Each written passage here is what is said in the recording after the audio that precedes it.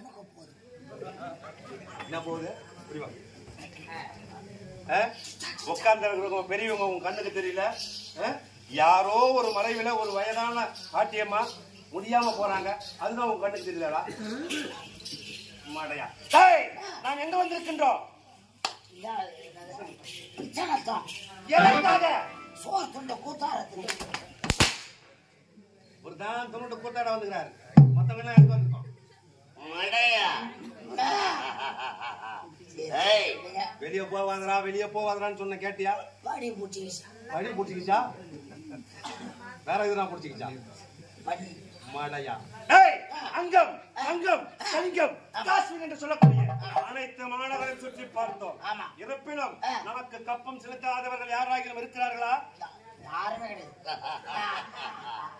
ஏனென்று சொன்னால் அண்ணன் தம்பி இருவரும் நடந்து வருகிறார்கள் என்றால் பயம் எங்கள் மீது இருக்கிறது. இருப்பினும் அதை பார்த்தா அழகான ஒரு பொன்னாடு தெரிகிறது. அந்த பொன்னாட்டை ஆளக்கூடிய மன்னன் நமக்கு ஒழுங்காக கப்பம் செலுத்துகிறானா அப்படி என்பதை விசாரிக்க வேண்டும் அல்லவா? புறப்பட்டு வந்து எழுப்பாதீர்கள். நான் பொட்டு வச்ச தங்க கூடம் ஊருக்கு நான் மகுடம். நீங்க தொட்டு தொட்டு இடித்து வரும் சோலான தங்கரடம். அடனா தங்க கட்டி சிங்க குட்டி ஏன் பேரை சொல்லும் பட்டி கொட்டி.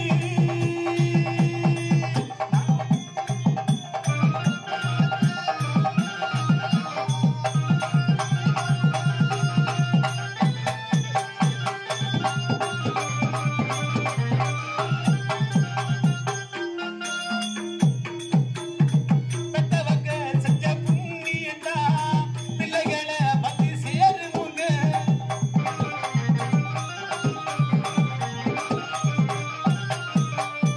உத்தமரு என்ன வசந்தவரு என்ன பெத்தவரு அந்த பெரியவரு. அவரை போல இங்க யாருமே இல்ல. அலசி பாருங்க உலகத்தில. அண்ணனடா அண்ணனையா அன்பு உள்ள மன்னனையா.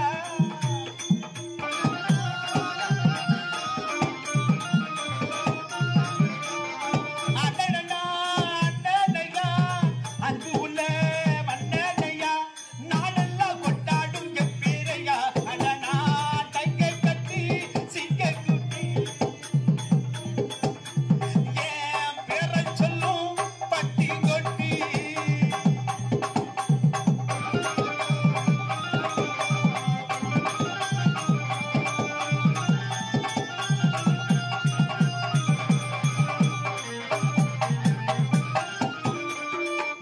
எல்லாம் எங்க கூட வரும். நாங்க போற இடம் அட பெருமை பெறும்.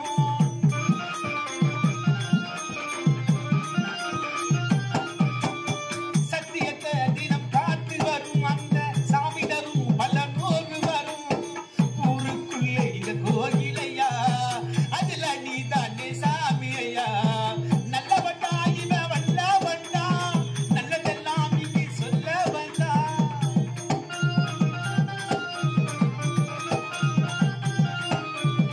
நல்லவண்டா இவன் வல்லவண்டா நல்லதெல்லாம் இங்கே சொல்ல வந்தா. நாடெல்லாம் இல்ல வந்தா. அடனா தங்க கட்டி சிங்க குட்டி ஏன் பேரை சொல்லும் பட்டி கொட்டி.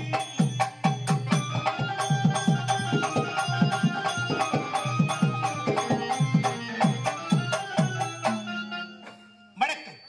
தீக்கட்டும் தமிழ் வணக்கம். தேர் சிந்தும் திசை மாறி பக்கற்றோர் வாட வடிகற்றோர் வாட வடி கூறி வண்டாக சுற்றி வருகிறேன் நான் மேடையேறி. எங்கும் தமிழ் எதிலும் தமிழ் பொங்கும் தமிழ் புரட்சி தமிழ் மூவேந்துகள் ஆண்ட கன்னி தமிழ். திரைகடல் ஓடி திரவியம் தேட வேண்டும் என்று சொன்ன நம்முடைய முன்னோர்கள் ஆண்ட முத்தான தமிழ் மொழி.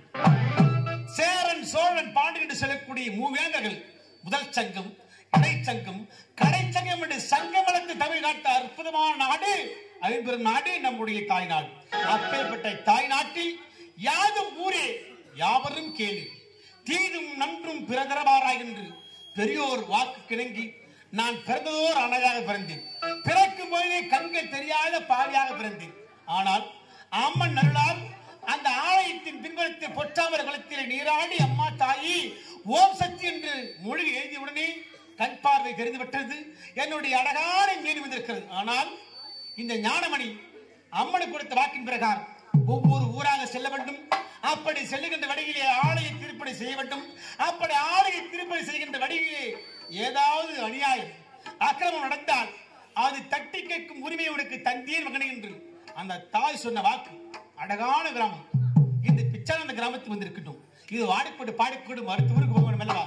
ஆடிக்கொண்டு மழை திறந்து தாவும் நதி அலை நான் மனம் திறந்து கூவும் சிறு கோயில் நான் இசை கலைஞன் என் ஆசைகள் ஆயிரம் நினைத்தது பலித்தது.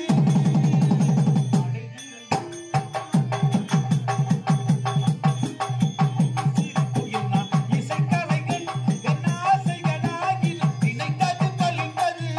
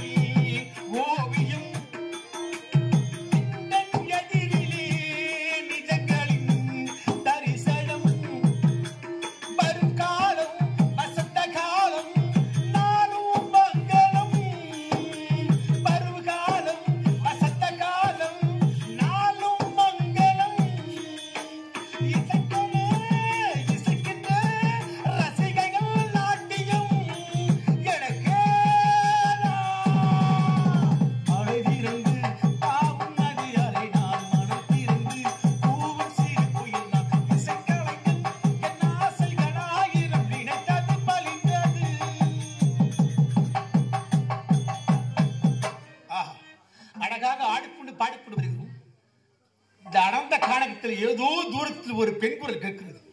அழுது கண்ணீரோடு சென்று கொண்டல்லவா இருக்கிறாள். அந்த பெண் யார்? ஆமா, அந்த பெண்ணை தொடர்ந்து யாரோ 2 ஆடவர்கள் போய் கொண்டிருக்கிறார். அந்த பெண்ணுக்கும் அந்த ஆடவருக்கு என்ன சம்பந்தம் இருக்கிறது? சரி, நல்லவராக இருந்தால் அம்மன் சொன்ன பிரகாரம் அவர்களை வாழ வைக்க வேண்டும்.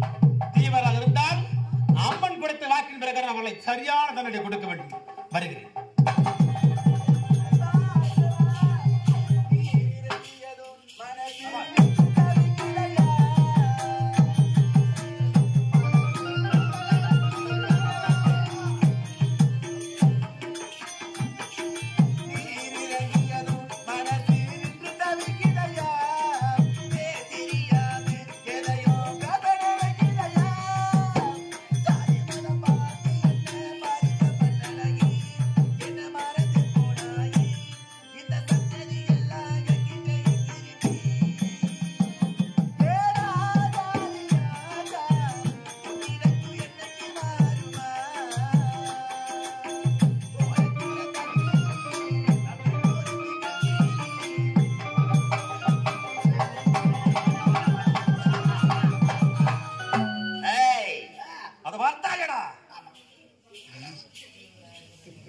என்னடா இப்படியாகிவிட்டதே கோபால்?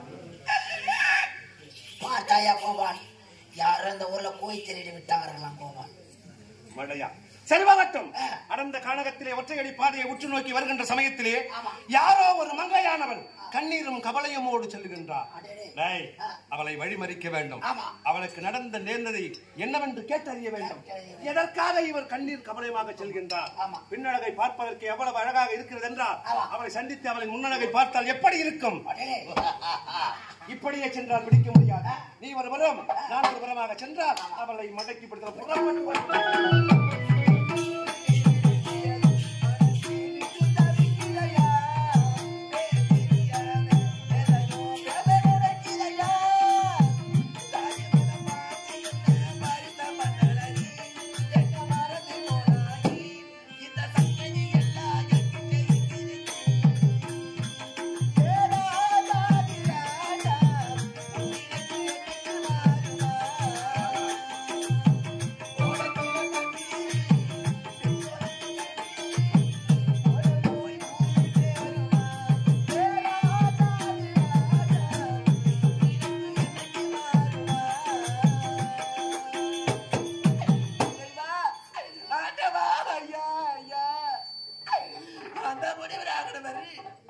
எனக்கு சாபத்தை கொடுத்து விட்டார் ஐயா, சாபத்தை கொடுத்து விட்டார்.